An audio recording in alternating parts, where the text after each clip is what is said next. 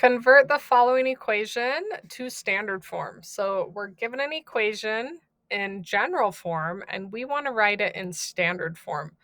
And then what is the center and what is the radius, which we're going to get once it's in standard form.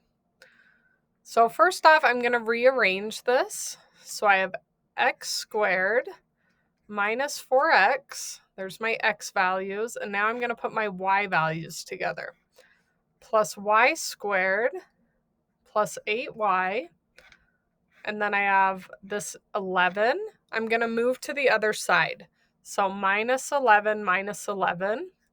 So now over here on the other side, the equal sign, I have 0 minus 11. That's negative 11. All right, now we're going to do something called complete the square. So I'm going to rewrite this with some space. I have x squared minus 4x, and I'm going to add some number here.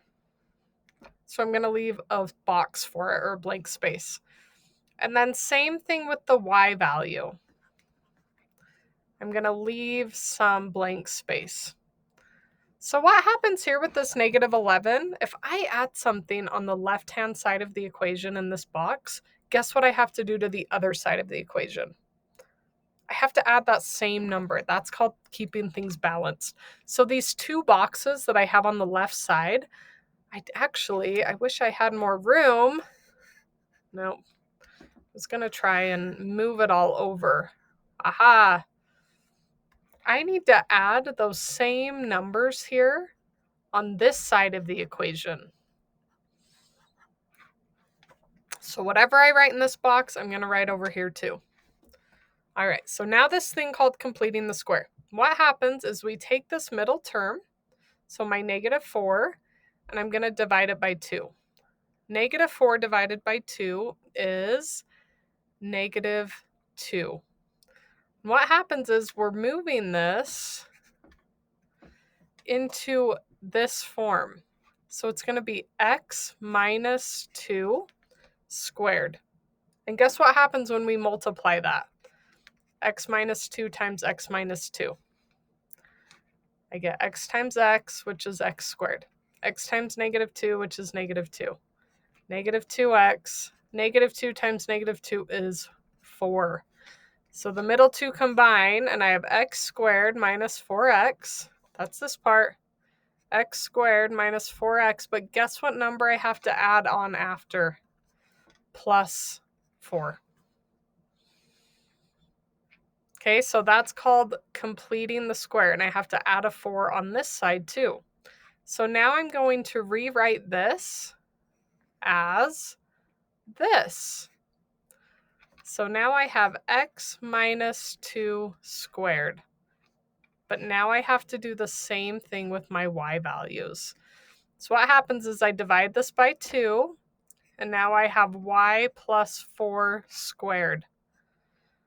But I have to figure out what number goes out here. If I multiply these together, what number am I going to add on? And you can write it out and multiply it and figure it out, but there's a shortcut. If I take this number and square it. So see how I divided right here and I got negative 2? Negative 2 squared is positive 4. Right here I divide and I got 4. 4 squared is 16.